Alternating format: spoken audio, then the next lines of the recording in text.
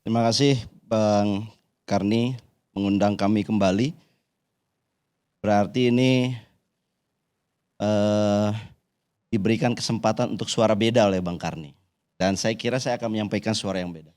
Saya seperti Fitra sama 3 hari yang lalu, sama-sama ekonom, sama-sama akademisi, sama-sama bicara mengenai data dan objektivitas. Tapi saya kira hari ini yang membedakan saya dengan Fitra adalah beliau sekarang adalah pejabat publik yang tentunya terkait dengan etika-etika publik, melihatnya sudut pandang pemerintah tentunya, sedangkan kami harus tetap berusaha objektif. Seobjektif aktifnya berdasarkan apa yang kami ketahui. Jadi kita ada perbedaan, di samping perbedaan pendapatan juga tentunya ya Pak Fitra. Yang ingin saya sampaikan 4 hal, 4 bagian besar. Yang pertama adalah saya ingin memberikan analogi Bang terhadap judul ini. Yang kedua saya ingin memberikan pendapat saya tentang job fair dan teman-teman yang hadir pencari kerja. Yang ketiga saya ingin menyikapi berbagai pernyataan dari teman-teman yang ada sebelah kiri saya. Yang sebetulnya saya agak aneh, Bang Said ini harusnya sebelah kanan saya nih Bang duduknya. Karena apa yang disampaikan oleh Bang Said sebetulnya tidak jauh berbeda dengan kritik para orang-orang yang di luar istana. Wah, sementara Abang sering terlihat tampil bersama istana. Apakah Abang belum masuk? Itu mungkin tanda kutip satu hal yang saya belum mengerti dari Bang Said. Coming soon. Coming soon.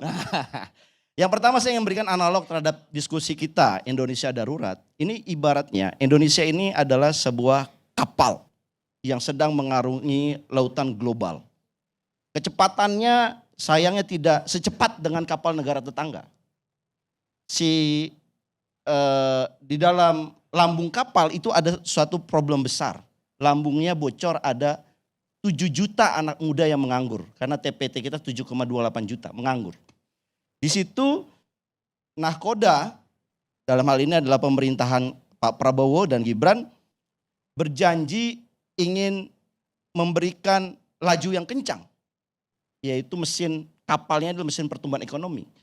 Tetapi ternyata mesin ini tidak mampu membuat pelampung baru. Karena ternyata dijanjikan ada 19 juta pelampung baru, yaitu mereka-mereka yang berada di lautan yang belum diangkat ke kapal. Tetapi yang kita dengar adalah pelampung-pelampungnya itu baru sebatas janji dan narasi saja. Itu saya kira analog yang tepat karena kita menghadapi situasi yang demikian luar biasa. Yang kedua, saya lihat teman-teman para pencari kerja ini Bang, sebetulnya saya berharap sih teman-teman di sebelah kiri saya itu bicaranya tidak hanya marah, tetapi bicaranya adalah apa yang bisa dilakukan sebagai bagian dari kekuasaan. Kekuasaan kita itu dalam prinsip konstitusi kita memberikan kewenangan yang luar biasa kepada eksekutif. Bahkan sekarang ini legislatif quote on quote tunduk kepada eksekutif. Sementara juga yudikatif sebenarnya tanda kutip juga jinak kepada eksekutif. Jadi sebetulnya di era sekarang ini kekuatan eksekutif begitu powerful dan itu dilindungi oleh konstitusi. Pertanyaannya adalah mampu nggak menggunakan kekuasaan itu untuk mengatasi masalah teman-teman ini. Kalau tadi Bas Ade mengatakan saya marah di sesi pertamanya, saya lihat Bang Ade Armando sebagai seorang akademisi. Tetapi bagian yang kedua ketika diminta oleh Mbak Amelia untuk memakai baju, tidak mau sebagai politisi di sini. Kenapa nama gue jadi? Ya, mohon maaf Mbak. Mbak Subono. Melani. Ya, Mbak Melani. Maksud saya adalah begitu cepatnya perubahan teman-teman yang sudah berada di kekuasaan atau mendukung kekuasaan. Menyikapinya dengan cara yang baik sekali, tetapi begitu dibawa kepada isu Gibrannya, kemudian menurut saya tidak cukup objektif Bang. Ya, kenapa Abang nggak pakai baju? Pakai aja nggak ada masalah, itu kan hanya baju. Apa masalahnya pakai baju kan? Seolah-olah kayak Abang mengatakan semua boleh salah kecuali junjungan saya Bapak Gibran. Nah itu salah sekali menurut saya.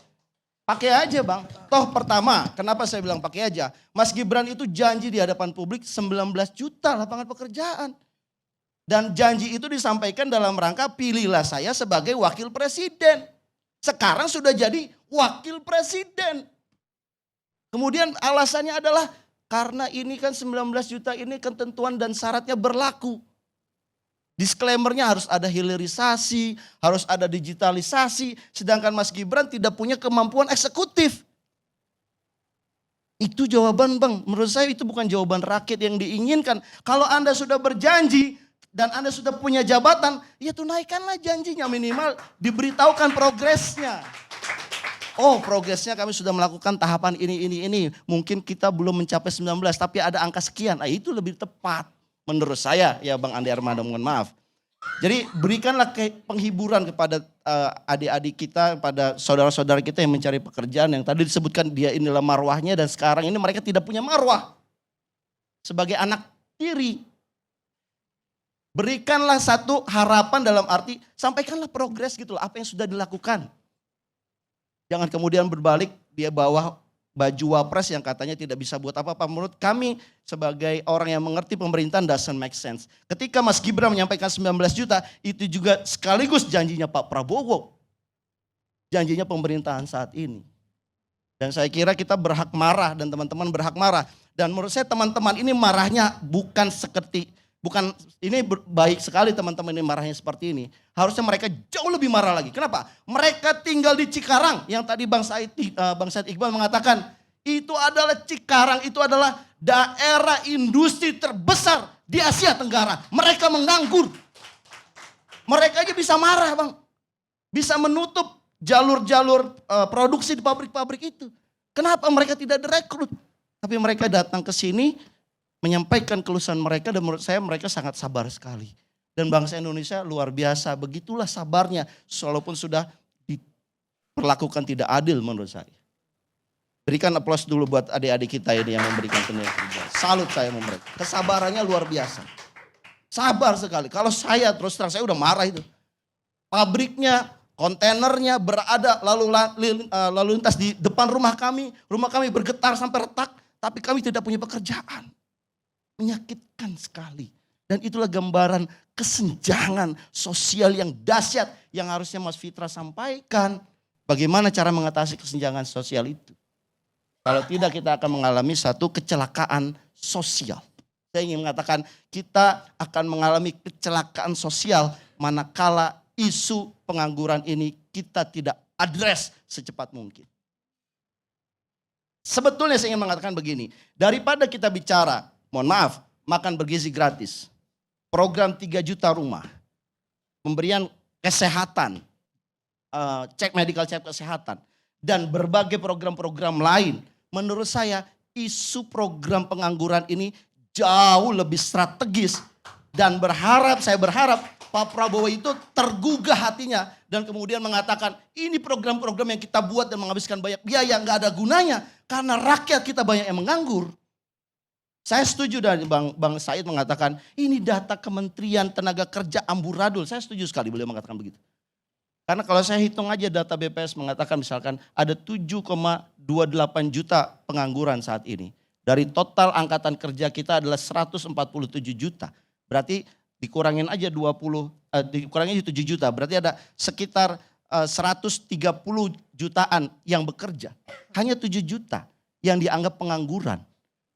Padahal menurut data kami, mereka-mereka yang berada di sektor informal pun hari ini sebetulnya mereka banyak yang menganggur. Dan mereka adalah menyusun 59% dari orang-orang produktif di negeri kita ini. Makanya benar beliau mengatakan anak tiri, dan anak tiri ini yang informal ini ternyata mayoritas di negeri ini kalau boleh jujur. Sektor informal kita tidak di bawah naungan Kemenaker. Mereka tidak punya jaminan sosial, tidak punya BPJS, tidak punya kepastian, tidak punya kepastian sosial dan sebagainya. Yang sifatnya adalah kecelakaan kerja dan lain sebagainya. Mereka ini anak tiri. Yang kemudian ada atau tidak ada negara, mereka tidak signifikan dianggapnya. Dan mereka dianggap tidak mengenerate produk pajak kepada negara karena memang mereka sektor informal. Dalam istilah ekonomi adalah shadow economy.